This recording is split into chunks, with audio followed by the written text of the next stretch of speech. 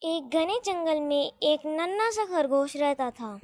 وہ خوش مزاج مگر ڈرپوک تھا۔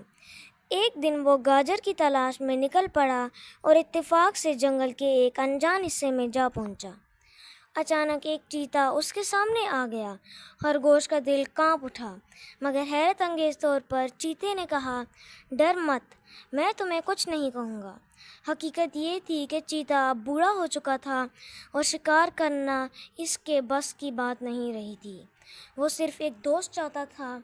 خرگوش اور چیتے کی دوستی ہو گئی، لیکن باقی جانوروں نے اس پر شک کرنا شروع کر دیا۔ ایک لومڑی نے جنگل میں افواہ پھیلا دی کہ چیتا بس دوستی کا بہانہ بنا رہا ہے، وہ آخرکار خرگوش کو کھا جائے گا۔ ایک دن خرگوش واقعی شکاری کے جال میں پھنس گیا۔ اس نے زور سے مدد کے لیے پکارا۔ چیتا دوڑا چلا آیا، مگر شکاری نے بندوق تان لی۔ خرگوش نے چیخ کر باقی جانوروں کو بلایا۔